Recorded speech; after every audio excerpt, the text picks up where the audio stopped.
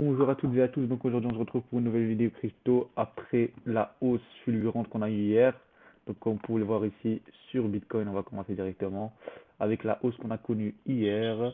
Cette cassure du range, donc comme je vous l'avais dit ici entre 60 et 64 000 dollars. Donc ici on l'a cassé et on est venu même atteindre un nouvel ATH ici à 68 590 dollars.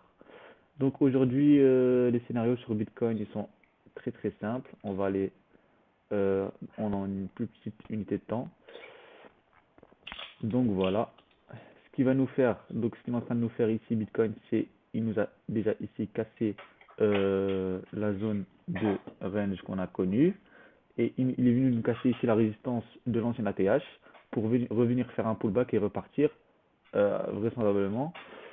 Ou bien, scénario bearish, scénario de baisse, il vient nous créer un M ici et c'est la fin du bull run. Mais ça c'est un scénario parmi plusieurs. Voilà.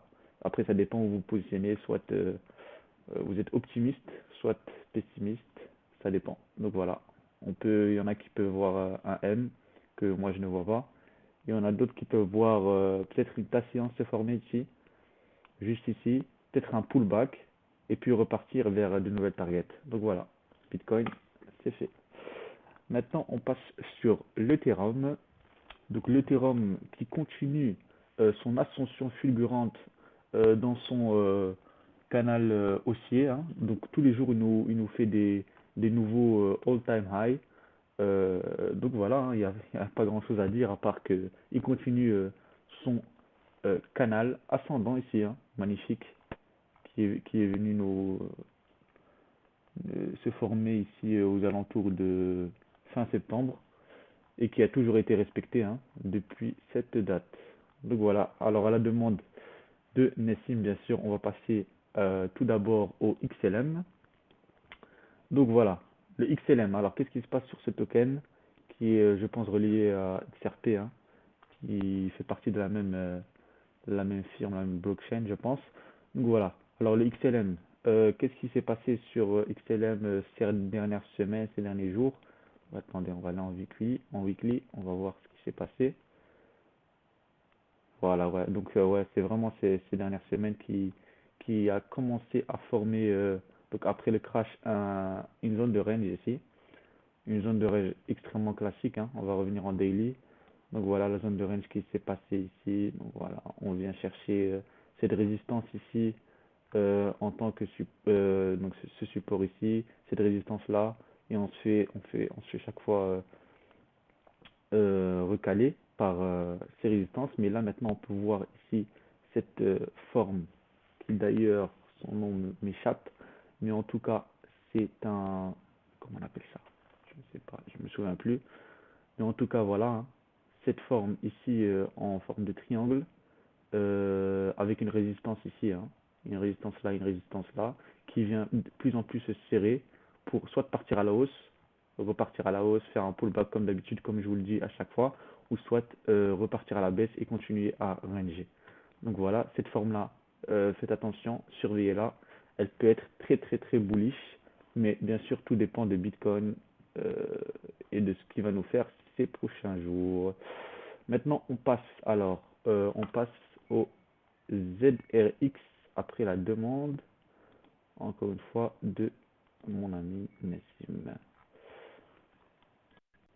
Donc voilà, comme je vous le disais, ici on se retrouve sur ZRX qui classiquement en fait est venu nous créer une zone de range qu'il avait cassée ici en formant un double bottom ici, un W, qui est venu réintégrer et qui a recommencé son range jusqu'à revenir ici, donc vraiment indécision totale au niveau de ZRX. On ne sait pas si on va revenir au niveau d'en bas du range ou est-ce qu'on va le péter.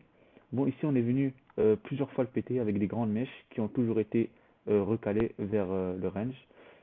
Donc voilà, hein, on peut peut-être à la limite ici former un triangle de compression, mais qui est vraiment bancal.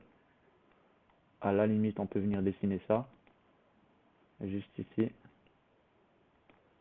Mais bon, voilà quoi. ça reste brouillon. Donc voilà, après les scénarios au niveau de ZRX, donc ce token-là, que je ne connais absolument pas. Donc, qu'est-ce qu'il peut venir nous faire ici? Exposer son triangle de compression, entre guillemets, et venir nous refaire un pullback sur la zone de range. Réintégrer sa zone de range en formant un M qu'on voit juste ici, hein, avec ce double top là, et revenir en bas du range. Donc voilà, ici on se retrouve sur GRT USDT en daily. Alors avec, comme d'habitude, encore une fois, à peu près comme ZRX, une zone de range qu'on est venu intégrer ici, qu'on est venu casser ce support ici pour former un double bottom. On revient ici former un M classique pour revenir en bas du range et repartir ici à la hausse. Donc là, à court terme, faites attention, on peut avoir euh, un pullback qui va se former, donc une petite baisse pour après remonter, ou bien encore une fois, deuxième scénario, une baisse qui va se traduire par une réintégration du range pour continuer à ranger, hein. Donc voilà, deux scénarios comme d'habitude, pullback ou bien réintégration du range. Donc voilà, ici on se retrouve sur Accro USDT en daily. Donc alors, qu'est-ce qui nous a fait ce token? Comme vous pouvez le voir ici, donc je vais introduire une nouvelle charte, une nouvelle accro. Donc ici on a une épaule, tête, épaule qui est venue se former. Donc ici, dans ce cas-là, euh, c'est très bearish quand on était ici, hein. Pourquoi? Parce qu'on avait une épaule, tête, épaule. Et si on vient casser cette zone de résistance formée par le haut du range ici, eh ben on venait réintégrer les anciens plus bas, hein. Donc voilà, ça c'est juste entre parenthèses, si jamais vous voyez ce genre de forme, c'est très bearish, très baissier.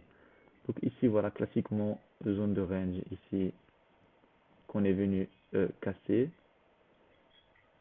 pour continuer à ranger, et voilà quoi, c'est un range classique qu'on peut même allez, limiter à ici, hein. On peut limiter le range jusqu'ici, hein. euh, avec des pullbacks, toujours des pullbacks ici pour repartir. Donc voilà, on n'oublie pas la zone de résistance qu'on a ici avec euh, la tête, l'épaule tête épaule, hein. Donc la zone de résistance qui est venue se former juste ici, épaule tête épaule. Donc voilà, hein. Faire attention qu'on vient pas se faire réintégrer ici sur le haut du range pour continuer à ranger ou pour repartir, hein. Donc voilà, accro c'est pas vraiment intéressant pour l'instant, hein. On ne sait pas très bien ce qui va se passer.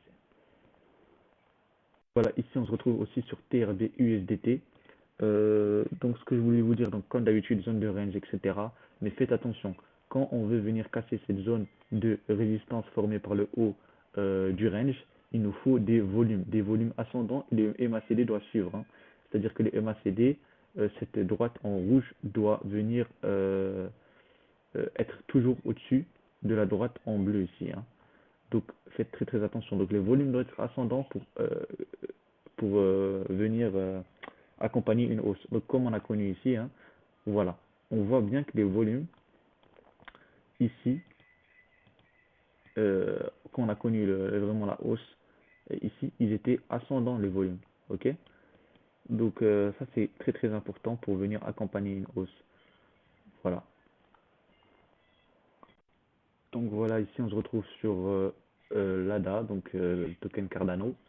Donc ici, ce que j'avais fait, c'était une zone de range qui venait se former ici entre 2,30 $ et plus ou moins ouais, 1,9 à 2 dollars tout juste. Donc ici, on est venu ranger entre ces euh, deux valeurs. On les a pété à la baisse. On a pété cette valeur à la baisse qui est venue nous rediriger directement vers les 1,8 dollars pour venir réintégrer ici le range. Euh, Avant-hier, on est venu à réintégrer alors le range ici. Et là, aujourd'hui, on connaît une hausse pas mal de plus ou moins 15 à 20%, hein. En une journée, c'est pas mal. Mais voilà. Donc mes prévisions sur Cardano, différents scénarios hein, qui peuvent se passer, c'est soit on continue à ranger, soit on va toucher ici l'ancienne zone de résistance avec l'ancienne ATH ici euh, et venir faire un pullback ou non à 2,43, 2,44 avec l'ancienne ATH. Donc si on vraiment on dézoome, donc pour revenir nous faire un pullback juste ici en haut du range et repartir, ou soit voilà, hein, continuer à ranger et ça se passe comme ça. Donc à voir, on attend, rien d'autre à faire.